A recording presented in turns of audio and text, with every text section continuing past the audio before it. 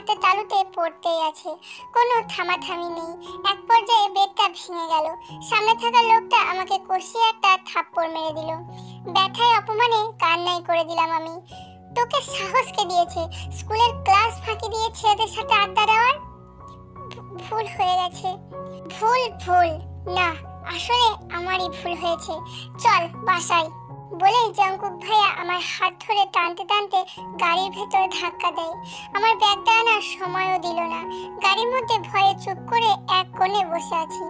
ভাইয়ার রক্তের মতো লাল চোখ দুটো দেখলে আমার ভয়ে গলা শুকিয়ে আসছে। কিছু সময় গাড়ি চালার পর সোজা আমরা বাসায় চলে এলাম। ভাই আমাকে টানতে টানতে নিয়ে তার রুমের মেঝেতে ছিটকে ফেলে দিল। হাঁটুতে সেই ব্যথা পেলাম। জঙ্কুক, ওকে ওভাবে টেনে ফেললি কেন? রাগী গলায় কথাটা বলল জঙ্কুকের মা জিন। তুমি এখান থেকে যাও মা। কেন যাব? তুই বাচ্চা মেয়েটাকে এভাবে ফেললি কেন? মা তুমি জানো না, আজও স্কুলে ক্লাস ফাঁকি দিয়ে ছেলেদের সাথে আড্ডা দিয়েছে, আর সেটা ওর স্যার আমাকে ফোন করে বলেছে। কি তে, এগুলো সত্যি? বড় মা, আসলে কোনো আসলে নেই। তুমি চলো মা, আজ ওর খাওয়া দাওয়া বন্ধ, আমার রুমেই এভাবে পড়ে থাকবে ও। বলেই বড় মাকে নিয়ে বেরিয়ে গেল। যাবার সময় ঘরে তালা দিয়ে গেল। আসলে দোষটা আমারই ছিল, ওদের সাথে যাওয়া উচিত হয়নি। আমি কি জানতাম ওরা খারাপ?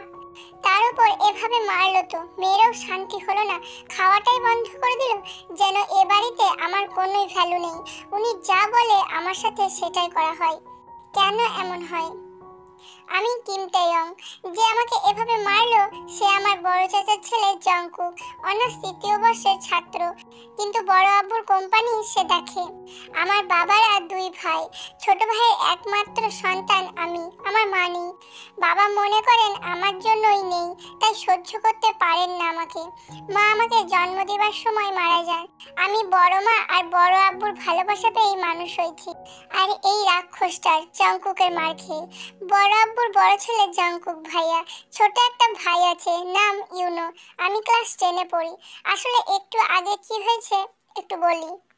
স্কুলে কাই নামের আমার এক বন্ধু হঠাৎ বলল, চল তোকে আজকে ফুচকা ট্রিট দিব। ক্লাস শেষ করি আগে, ছুটির সময় দেখব। না, এখনই চল, এখন সেই দাদুটার ক্লাস, উনি দেখবেন না অত। চল এখন। দেখ, টিচার্সদের দাদু বলবি না, আর এখন যাব না আমি, তুই যা। না, তা কি করে হয়? চল না। এই জিমিন, ওকে বোঝা না। দোস্ত চল। জিমিন তুইও? আমিও। চল প্লিজ। ঠিক আছে, কিন্তু ক্লাস? জিমিন বলল, আরে এক ক্লাস ফাঁকি দিলে কিছু হবে না, চল। আমি এর আগে কখনো ক্লাস ফাঁকি দেইনি। তাছাড়া জঙ্কুক ভাইয়া জানলে মেরে ফেলবে আমাকে। কেউ জানবে না। শিওর? চল। ওদের সাথে বেরিয়ে আসলাম আমি, জিমিন, কাই আর বুগাম। খুব সাবধানে স্কুল থেকে বের করলো ওরা আমাদের। তারপর একটা ফুচকার দোকানে এলাম। আমি আশেপাশে তাকিয়ে বললাম, স্কুল ড্রেসে কেউ এভাবে দেখলে সমস্যা হবে। আরে না, হবে না, এদিকাই। কাই আমাকে পাশে একটা ফাঁকা জায়গায় দাঁড় করালো। জায়গাটা নির্জন, আমি ওখানেই ঠিক ছিলাম। এই বলে আসতে নিলে কাই আমার হাত ধরে বসে আর বলে, তে তোকে কিছু বলতে চাই। তুই কি পাগল হয়ে গেছিস? আমার হাত ছাড়। না, ছাড়বো না, আমি তোকে ভালোবাসি। কি হচ্ছে এখানে?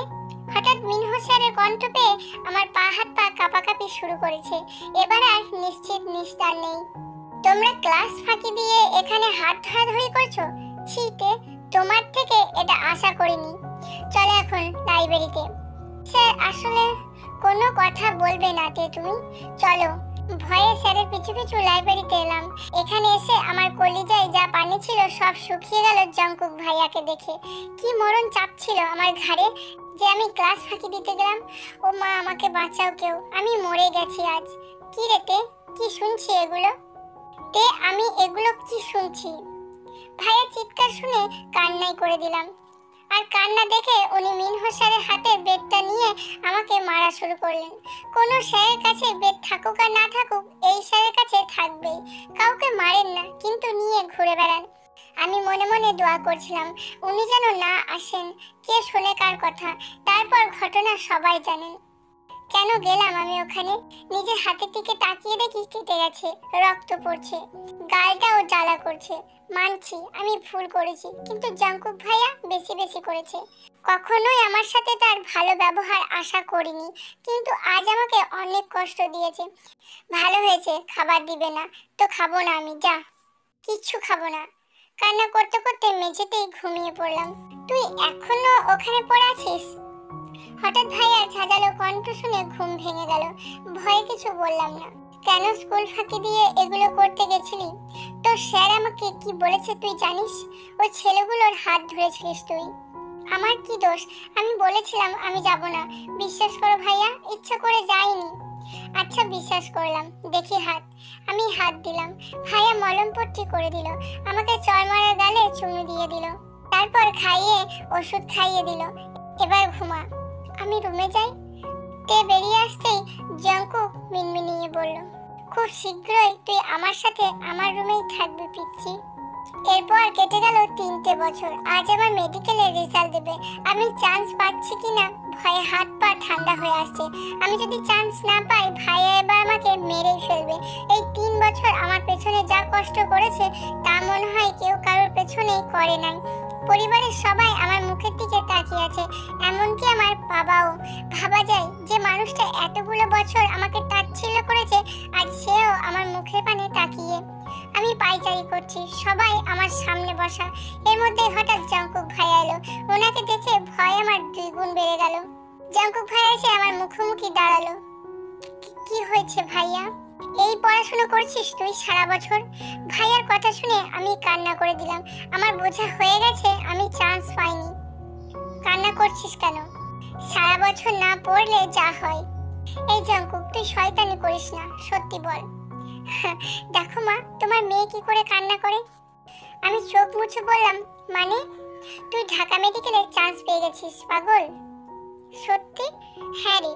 আমি আনন্দে বড়মাকে জড়িয়ে ধরি। এই খুশিতে সারা পাড়া মিষ্টি বিলানো হয়।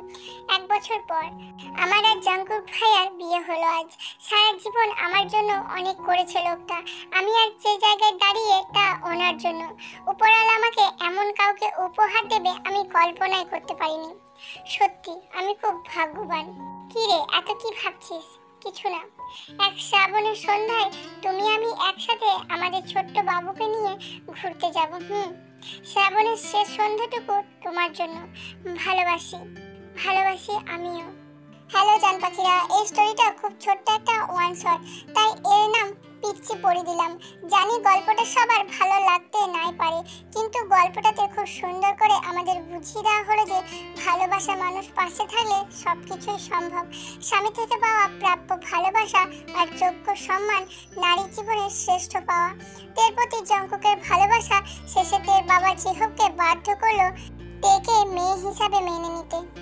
আমাদের সমাজে এখনো অনেক এইরকম কুসংস্কার আছে যাদের পাল্লায় পড়ে মানুষ কোনো কারণ ছাড়াই মানুষকে অবহেলা করে চলে।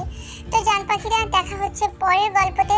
আর হ্যাঁ, যারা শুধুতেই গল্পটার সব পার্টগুলো দেখতে চাচ্ছ তারা আমার টেকুক স্টোরি বিউটি নামের আরেকটা চ্যানেল আছে, সেখানে ভিজিট করো, ওখানে সব পেয়ে যাবে। আর বাকি পার্টগুলো ওখানেই দেওয়া হবে। ওকে, তো বাই বাই জান পাখিরা।